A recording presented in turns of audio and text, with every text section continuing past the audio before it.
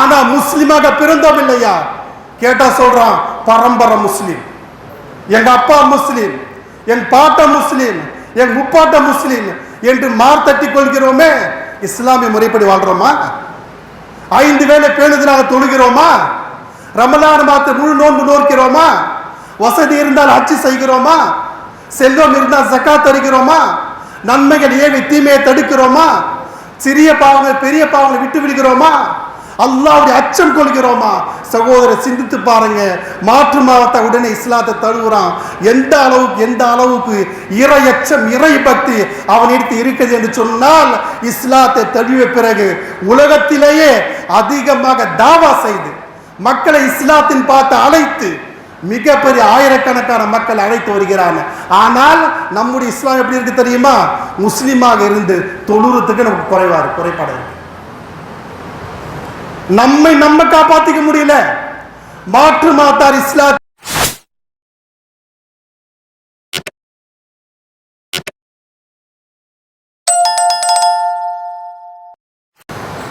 அஸ்ஸலாமு அலைக்கும் வரஹ்மத்துல்லாஹி வபரகாத்துஹு. அல்ஹம்துலில்லாஹி ரப்பில் ஆலமீன் வஸ்ஸலாத்து வஸ்ஸலாம் அலா ரசூலில் கரீம். அம்மா பாத். فقد قال الله تبارك وتعالى في القرآن المجيد والفرقان الحميد. فأعوذ بالله من الشيطان الرجيم. بسم الله الرحمن الرحيم. وأطيعوا الله ورسوله إن كنتم مؤمنين. صدق الله العظيم. قال رسول الله صلى الله عليه وسلم: اللهم صل على محمد وعلى آل محمد كما صليت على إبراهيم وعلى آل إبراهيم إنك حميد مجيد. صدق رسول الله صلى الله عليه وسلم. அளவற்ற அருளானும் நிகரற்ற அன்புடையனுமாகிய எல்லாம் வல்ல அல்லாஹ்வுக்கு அனைத்து புகழும்.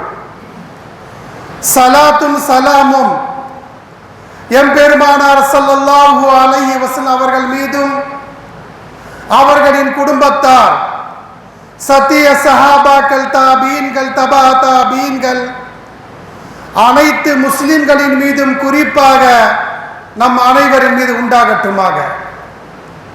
கண்ணியமிக்க அல்லாஹ்வின் நல்லடியார்களே, அல்லாஹ் ரப்புல் ஆலமீன் திருமறை குர்ஆனிலே சூரா அன்ஃபால் என்று சொல்லக்கூடிய அத்தியாயத்திலே 1வது வசனத்திலே கூறுகிறான்: வாதீஉல்லாஹ் வ ரசூலஹு இன் குன்தும் முஃமினீன்.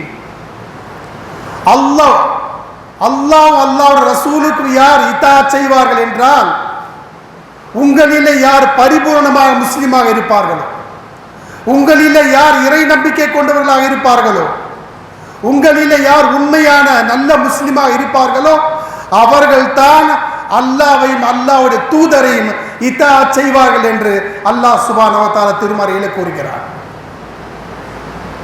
அன்பானவர்களே, எந்த அளவுக்கு என்று சொன்னால், நாம் உலகத்துடைய ஒவ்வொரு விஷயங்களிலும் அல்லாஹ்வையும் அல்லாஹ்வுடைய தூதரையும் இத்தாஅத் செய்வது ஒவ்வொரு முஸ்லிம்களின் மீது கடமையாக இருக்கிறது.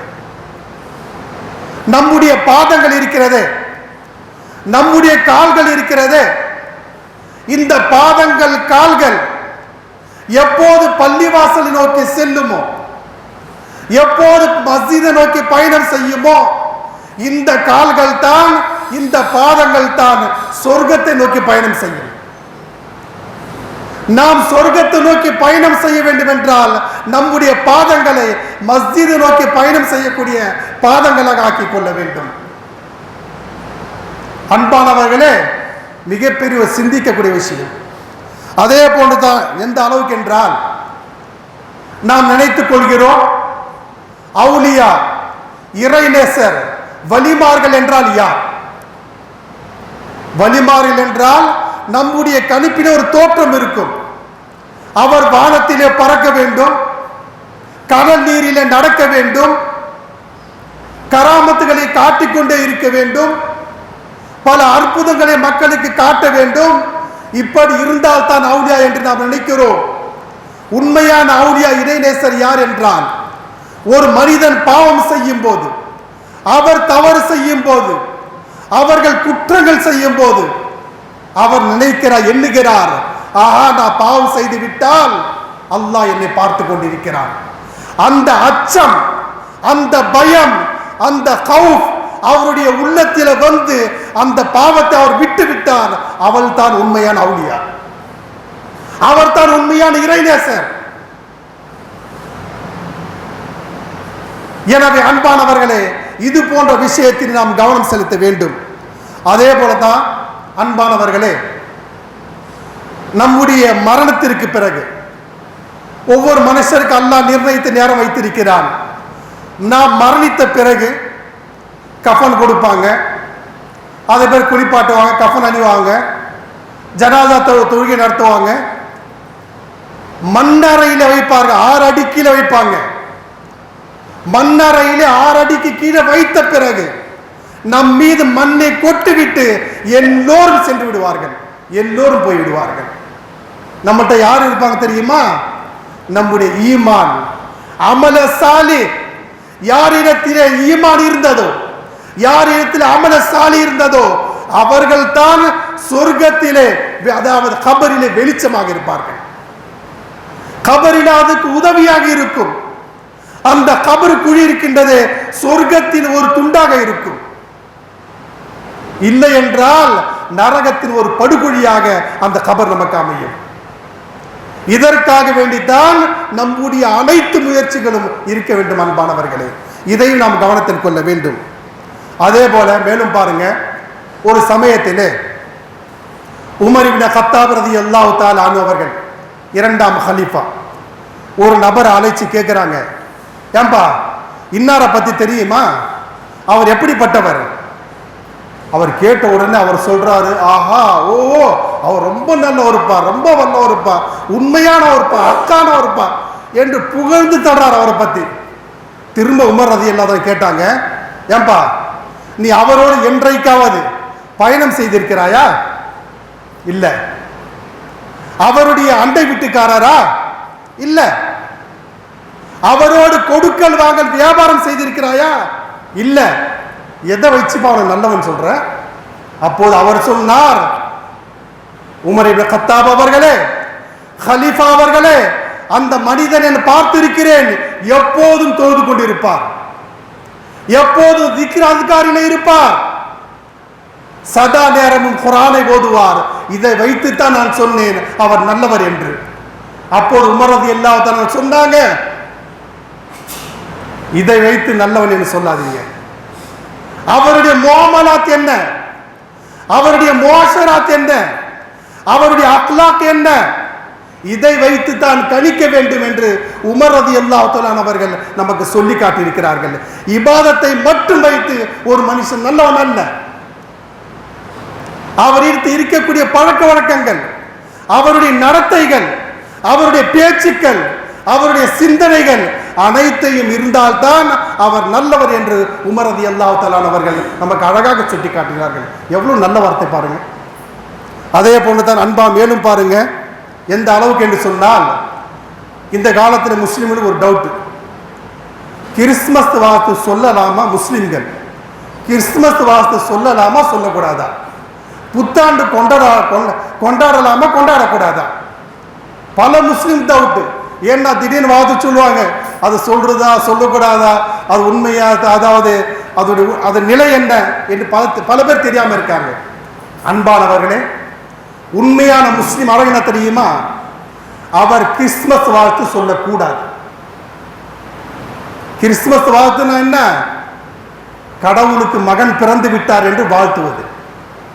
நம் உடனே ஆப்போசிட் முஸ்லிம் என்று சொன்னால் அல்லாஹ்வுக்கு யாரும் கிடையாது, லம் எலித் வலம் யூலத், இந்த கொள்கையிலே நாம் உறுதியாக இருக்க வேண்டும். அதே போல புத்தாண்டை கொண்டாடுவது, இந்த புத்தாண்டை கொண்டாடுவதில் கூட முஸ்லிம்கள் எச்சரிக்கையாக இருக்க வேண்டும். எந்த அளவுக்கு என்றால், இதை நாம் புத்தாண்டை நாம் கொண்டாடக்கூடாது. நம்முடைய குடும்பம், நம்முடைய மனைவி மக்கள், நம்முடைய உற்றார் உறவினர்கள், நமக்கு யாரெல்லாம் தெரிந்திருக்கிறதோ அவர்களிடத்தில் நாம் சொல்ல வேண்டும், புத்தாண்டு நம்முடைய கலாச்சாரம் அல்ல. அல்லாஹ்வின் தூதர் சொன்னாங்க, இது யாருடைய கலாச்சாரம் தெரியுமா? யூதர்கள் கிறிஸ்தவருடைய கலாச்சாரம். மேலும் சொல்ல எச்சரித்தார்கள், யாரு மாற்று மத கலாச்சாரத்தை பின்பற்றுவார்களோ அவர்கள் முஸ்லிம் அல்ல, அவர்களை சார்ந்தவர்கள். எப்படிப்பட்ட எச்சரிக்கை பாருங்க. சாதாரண விஷயமா? சாதாரண விஷயமா? சாதாரண விஷயம் அல்ல சகோதரர்களே. மேலும் பாருங்க, புத்தாண்டு அன்று குளிச்சு நல்ல ஆடை அணிந்து நல்லபடி நல்ல நியத்து வச்சு நல்லபடி நடந்தா அந்த ஆண்டு முழுக்க நல்லா நடக்கும். சொல்றது யாரு? அவனே சொல்றான். ஆனா புத்தாண்டை எப்படி ஆரம்பிக்கிறாங்க? அன்பானவர்கள், ஒரு முஸ்லீமாக இருந்தால் எந்த ஒரு காரியம் செய்தாலும் முதலில் சொல்ல வேண்டியது என்ன? பிஸ்மில்லாஹ். இதை சொல்லித்தான் ஆரம்பிக்கிறோம். இப்படி சொல்லி ஆரம்பித்தால் அல்லாஹ் அதில் பரக்கத் செய்கிறான். அல்லாஹ்வுடைய உதவி அதில் இருக்கிறது. அல்லாஹ் நமக்கு உதவி செய்வான். அல்லாஹ் நமக்கு பக்கபலமாக இருப்பான் பிஸ்மில்லாஹ் என்று சொல்லி ஆரம்பித்தால். ஆனா அவங்க என்ன செய்யறாங்க? புத்தாண்டை எப்படி கொண்டாடுகிறார்கள் தெரியுமா? விபச்சாரத்தை கொண்டு புத்தாண்டை ஆரம்பிக்கிறார்கள். மதுபானத்தை கொண்டு மதுபானத்தை கொண்டு புத்தாண்டை ஆரம்பிக்கிறார்கள். பெண்களுடைய கருப்பை உடைத்து கொண்டு புத்தாண்டை ஆரம்பிக்கிறாங்க. பாவங்களை கொண்டு புத்தாண்டை துவங்குகிறார்கள் என்றால் அது நல்லபடியா இருக்குமா? எவ்வளவு பேர் நாசம் பாருங்க. கேட்டா சொல்றான், புத்தாண்டில் இப்படியெல்லாம் செய்யணும் அப்படியா செய்யணும். ஆனால் பாவத்தில் மூழ்கி இருக்கிறான் சகோதரர்களே. அப்படிப்பட்ட கலாச்சாரத்தில் நாம் கலந்துக்கலாமா? அப்படிப்பட்ட கலாச்சாரத்தில் நாம போலாமா? ஒரு உண்மையான முஸ்லிம்களுக்கு அழகல்ல இந்த முஸ்லிம் செய்யக்கூடாது. இதை நாம் கவனத்தில் கொள்ள வேண்டும் சகோதரர்களே. அதே போல்தான் அன்பான, மேலும் பாருங்க எந்த அளவுக்கு என்று சொன்னால், அன்பானவர்களே, உலகத்தில் பல மாற்று மதத்தவர்களை பார்க்கிறோம். மாற்று மத சகோதரர்களை பார்க்கிறோம். அவங்க இஸ்லாத்தை தழுவுறாங்க. அவங்கள்ட்ட போய் நம்ம பேட்டி எடுத்தா, ஏன்பா இஸ்லாத்தை தழுவுல, எந்த விஷயத்தை கொண்டு இஸ்லாத்தை ஏற்றுக்கிட்டீங்க? அப்போ அவர் சொல்றாரு, நான் லைப்ரரிக்கு போனேன், குரானை எடுத்தேன், குரானை படித்தேன், குரான் புரிஞ்சது, நான் இஸ்லாத்தை ஏற்றுக்கிட்டேன். சொல்றது யாருங்க? மாற்று மத சகோதரர்கள். ஆயிரக்கணக்கான அல்ல, லட்சக்கணக்கான மக்கள் இஸ்லாத்தை தழுவி கொண்டிருக்கிறார்கள். காஃபிர்கள், முஷ்ரிக்கீன்கள், இறை மறுப்பாளர்கள் இஸ்லாத்தை தழுவுறாங்க. ஆனா முஸ்லிமாக பிறந்தோம் இல்லையா? கேட்டா சொல்றான், பரம்பரை முஸ்லிம், எங்க அப்பா முஸ்லிம், என் பாட்ட முஸ்லிம், என் முப்பாட்ட முஸ்லிம் என்று மார்த்தட்டி கொள்கிறோமே. இஸ்லாமிய முறைப்படி வாழ்றோமா? 5 வேளை பேணுதலாக தொழுகிறோமா? ரமலான் மாத முழு நோன்பு நோக்கிறோமா? வசதி இருந்தால் ஹஜ் செய்கிறோமா? செல்வம் இருந்தால் ஜகாத் தருகிறோமா? நன்மைகள் ஏவி தீமையை தடுக்கிறோமா? சிறிய பாவங்கள் பெரிய பாவங்களை விட்டு விடுகிறோமா? அல்லாஹ்வுடைய அச்சம் கொள்கிறோமா? சகோதரர் சிந்தித்து பாருங்க. மாற்று மதத்தை உடனே இஸ்லாத்தை தழுவுறான். எந்த அளவுக்கு இறை அச்சம், இறை பக்தி அவனிடத்து இருக்குது என்று சொன்னால், இஸ்லாத்தை தழுவிய பிறகு உலகத்திலேயே அதிகமாக தாவா செய்து மக்களை இஸ்லாத்தின் பார்த்து அழைத்து மிகப்பெரிய ஆயிரக்கணக்கான மக்கள் அழைத்து வருகிறாங்க. ஆனால் நம்முடைய இஸ்லாம் எப்படி இருக்கு தெரியுமா? முஸ்லீமாக இருந்து தொழுறதுக்கு நமக்கு குறைபாடு இருக்கு. நம்ம காப்பாற்றிக்க முடியல. மாற்று மாத்தார் இஸ்லாத்தை தழுவுகிறார்கள், உலகம் முழுமைக்கும் தாவா அழைப்பு படிச்சுகிறார்கள். சகோதரர்களே, அவருடைய ஈமான் எப்படி பலமாக இருக்கிறது? முஸ்லீமாக பிறந்து நம்முடைய ஈமான் பலகீனமாக இருக்கிறது. சிந்திக்க ஒரு விஷயம் இல்லையா சகோதரர்? யோசிச்சு பாருங்க. அன்பானவர்களே, இது போன்ற விஷயத்தை நாம் கவனம் செலுத்த வேண்டும். மேலும் பாருங்க எந்த அளவுக்கு என்று சொன்னால், அன்பானவர்களே, நம்மகிட்ட பழக்கம் எப்படி தெரியுமா? ஒரு பக்கம் நன்மை செய்யறது, மற்றொரு பக்கம் தீமை செய்யறது இருக்கா இல்லையா? ஒரு பக்கம் நன்மை செய்து கொண்டே இருப்பது, ஒரு பக்கம் தீமை செய்து கொண்டே இருப்பது. இப்படி செய்தால் நம்முடைய அமலை நாம் சேகரிக்க முடியுமா? உதாரணமாக பாருங்க, ஒரு பக்கம் வணக்க வழிபாடுகளிலே இபாதத்துகளிலே முழுமையாக ஈடுபடுவார்கள். இன்னொரு பக்கம் என்ன தெரியுமா? அவருடைய மறுபக்கம் சொந்தம் பந்தம் உறவினர்களை துண்டித்து வாழுவார். ஒரு பக்கம் இபாதத், இன்னொரு பக்கம் சொந்த பந்தங்களை துண்டித்து வாழ்வார். அதே போன்று தான் அன்பானவர்களே, யானைகளுக்கு உதவி செய்வான், ஆனால் சொல்லி காட்டி விடுவான். அதாவது ஒரு செல்ஃபி எடுப்பான், உலகம் முழுவதும் காட்டிடுவான். நான் அவனுக்கு உதவி பண்ணேன், நான் அவனுக்கு உதவி பண்ணேன். நன்மை இருக்குமா? நன்மை கிடைக்குமா? சகோதரர் சிந்தித்து பாருங்கள். அதே பொறுத்த அன்பானவர்களே, பகல் நேரத்தில் நோன்பு நோற்போம். நோன்பு நோற்று நிலையிலேயே மற்ற மக்களை பற்றி புறம் பேசுவோம், அந்த நன்மை அழித்து விடுவோம். ஒரு பக்கம் நோன்பு, மற்றொரு பக்கம் புறம் பேசுறது. இப்படி இருந்த நன்மை இருக்குமா? நன்மை அழித்து விடும் சகோதரர்களே. அதே போன்று அன்பா எந்த அளவுக்கு என்று சொன்னால், விருந்தாளிகளை உபசரிப்பது. விருந்தாளிகள் வந்து அவங்களுக்கு எல்லாம் என்னென்ன செய்யுமா எல்லாத்தையும் செய்வான். அவங்க வந்து போன பிறகு அவங்களுடைய செயல்பாடுகளை வைத்து கேலி செய்வான். நன்மை போயிடுச்சா? ஒரு பக்கம் நன்மை, இன்னொரு பக்கம் கேலி செய்து நன்மை அழித்து விடுவது. அதே போன்று அன்பான எந்த அளவுக்கு என்று சொன்னால், உலகம் முழுவதும் டூர் போவான், உலகம் முழுமைக்கும் டூர் போவான். ஆனா ஹஜ் உம்ராக்கு போறான்னு அவனால் முடியறது இல்லை. உலகம் முழுமைக்கு டூர் போறது சந்தோஷமாக இருப்பான். ஹஜ் உம்ரா செய்யறான்னு சொன்னா எனக்கு நேரம் இல்லைன்னு சொல்லுவான். பல முஸ்லிம்கள் இருக்கிறார்கள் இல்லையா சகோதரர்களே? அதே போன்று தான் எந்த அளவுக்கு என்றால், உலகத்தில் இருக்கக்கூடிய அனைத்து செய்திகளையும் படிப்பான். எந்த செய்தித்தாளாக இருந்தாலும் சரி அதை படித்து தள்ளுவான். சோர்வு அடைய மாட்டான். ஆனால் குரான் படிடான்னா, குரானுடைய ஒரு நாளைக்கு ஒரு வசனம், ஒரு நாளைக்கு 5 வசனம், ஒரு நாளைக்கு 10 வசனம், ஒரு 15 ஆயத்து இதாவது படிடான்னு சொன்னா இது முடியறதில்லை. அன்பானவர்களே, நம்முடைய ஈமான் எப்படி இருக்கு பாருங்க. நாம் எவ்வளவு நன்மை செய்கிறோமோ தீமையை செய்து அந்த நன்மையை நாம் அழித்து விடுகிறோம். ஒரு நன்மை செய்தால் அது பெரிய விஷயம் அல்ல, அந்த நன்மை பாதுகாக்க வேண்டும். கியாமத் நாள் வரை, மறுமை நாள் வரை அந்த நன்மை அல்லாஹ்விடத்திலே கட்டி காத்து நம்ம எடுத்துட்டு போகணும். மற்ற பாவங்கள் மற்ற தீமைகள் செய்து அந்த அதாவது நன்மையை அழித்து விட்டால் சகோதரரை நம்முடைய பாக்கெட் எல்லாம் காலியாக தான் இருக்கு. எனவே அன்பானவர்களே, இந்த விஷயத்தை நாம் எச்சரிக்கையாக கவனமாக இருக்க வேண்டும். அன்பான மேலும் பாருங்க, இப்போ என்ன மாதம் தெரியுமா? இது என்ன மாதங்க? இஸ்லாத்துல என்ன மாதம் இது? ரஜபுடைய மாதம் ஆரம்பமாயிடுச்சு. ரஜபுடைய மாதம் ஆரம்பமாகி விட்டது. அல்லாஹ்வுடைய தூதர் ஸல்லல்லாஹு அலைஹி வஸல்லம் அவர்கள் ரஜபுடைய மாதம் வந்து விட்டால் அல்லாஹ்விடத்தில் கேட்கக்கூடிய துஆ என்ன தெரியுமா? அல்லாஹ்ட்ட கேட்பாங்க, அல்லாஹும்ம பாரிக் லனா ஃபீ ரஜப வ ஷஅபான் வ பல்லிக்னா ரமதான். யா அல்லாஹ், எங்களுக்கு இந்த ரஜபுடைய மாதத்திலே, ஷாபானுடைய மாதத்திலே பரக்கத் செய்வாயாக, பரக்கத் செய்வாயாக. வபல்லிக்னா ரமதான், ரமலானுடைய மாதத்தை அடையக்கூடிய பாக்கியத்தை எங்களுக்கு தந்துருவாயாக. கேட்பது யாருங்க? அல்லாஹ்வின் தூதர் ஸல்லல்லாஹு அலைஹி வஸல்லம் அவர்கள் தொடராக இந்த துஆவை கேட்பார்கள். ஏன் தெரியுமா? ரமதான் வருவதுக்கு 2 மாசத்துக்கு முன்னாடியே நீங்க என்ன செய்யணும்? தயாரா இருக்கு. ரமலான் மாதம் சாதாரண விஷயம் அல்ல.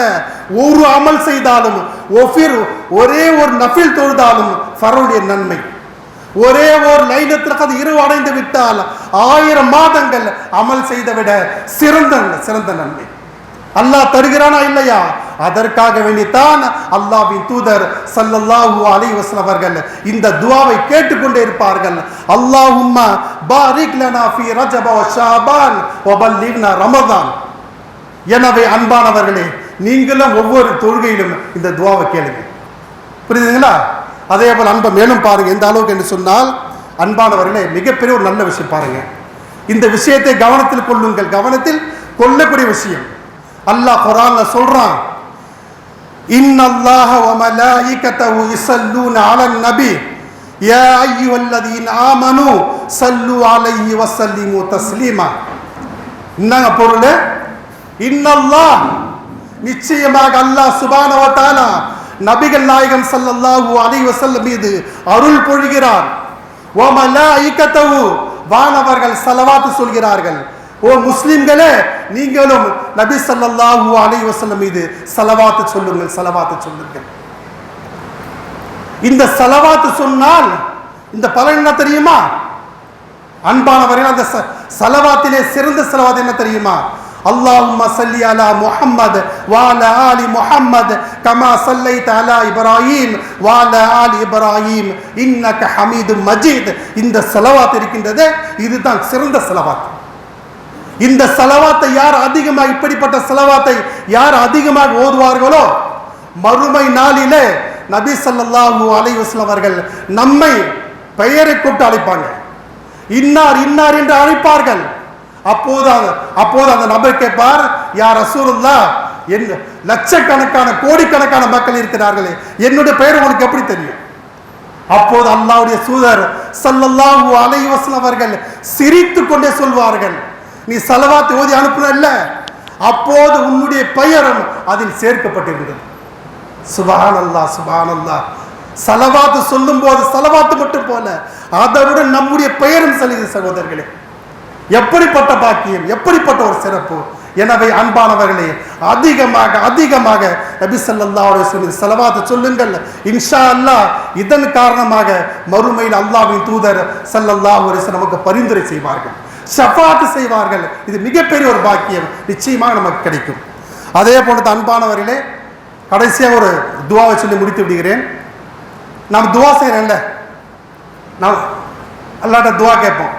அல்லாஹும்மா இன்னா நஸ்அலுகல் ஜன்னா, யா அல்லாஹ், நான் உன்னிடத்திலே சொர்க்கத்தை முறையிடுகிறேன், உன்னிடத்திலே சொர்க்கத்தை கேட்கிறேன் என்று ஸலாஸ மர்ராத், யார் 3 தடவை சொல்வார்களோ, அல்லாஹும்மா இன்னா நஸ்அலுகல் ஜன்னா, யார் இந்த வாசகத்தை 3 முறை சொல்வார்களோ, காலத்தில் ஜன்னா, சொர்க்கம் இருக்குல்ல, சொர்க்கம் அல்லாஹ்ட்ட கேட்கும், அல்லாஹ்ட்ட துஆ செய்யும். என்ன துஆ என்றால், அல்லாஹும்ம அத்கிலுல் ஜன்னா, இறைவா, இவர் சொர்க்கத்தை கேட்டு விட்டார், இவர் சொர்க்கத்தை வழங்குவாயாக. கேட்பது யாருங்க? சொர்க்கமே அல்லாஹ்ட்ட துஆ கேட்கும். இன்னார் சொர்க்கத்தை கேட்டு விட்டார், அது 3 முறை கேட்டு விட்டார், இறைவா அவருடைய துஆவை கபூல் செய்வாயாக. எப்படிப்பட்ட விஷயம் பாருங்க. அதே போன்று தான் வன் அஊது பிக மினன் நார், யார் நரக நெருப்பை விட்டு பாதுகாப்பு தேடுவார்களோ, ஸலாஸ மர்ராத், 3 தடவை கேட்பாரோ, அல்லாஹ்வின் தூதர் சொல்றாங்க, காலத்தின் நார், அந்த சொர்க்கம் அல்லாஹ்விடத்தில் பேசும், அந்த சொர்க்கம் அல்லாஹ்விடத்தில் கேட்கும், யா அல்லாஹ், அல்லாஹும்ம அஜிரு மினன் நார், யா அல்லாஹ், இவரை இந்த என்னுடைய அதாவது நரக நெருப்பிலிருந்து அவரை காப்பாற்றுவாயாக. கேட்பது யாருங்க? நரகம் அல்லாஹ்ட்ட கேட்கும். 3 தடவை கேட்டு விட்டான், யா அல்லாஹ், இவரை என்னிடத்திலிருந்து இவரை காப்பாற்றுவாயாக. எப்படிப்பட்ட துவா பாருங்க. இந்த துவா என்ன சிம்பிள், என்ன? அல்லாஹும்மா இன்னா நஸ்அலுகல் ஜன்னா வ நஊது பிக மினன் நார். எனவே அன்பானவர்களே, இது போன்ற துவாக்கள் அதிகமாக கேளுங்கள், நிச்சயமாக இதனுடைய பலன் இருக்கின்றது, மறுமையிலே பொக்கிஷமாக கசானாவாக நமக்கு கிடைக்கும். எனவே அன்பானவர்களே, இப்படிப்பட்ட பாக்கியத்தை அல்லாஹ் சுப்ஹானஹு வ தஆலா உமக்கும் எனக்கும் அனைத்து முஸ்லிம்களுக்கும் தௌஃபீக் தந்தல்வானாக வேண்டி என் உரையை நிறைவு செய்கிறேன். வாஹு தஅவானா அல்ஹம்துலில்லாஹி ரப்பில் ஆலமீன். சுன்னத்துடன் சேர்ந்து தொழுது கொள்ளுங்கள்.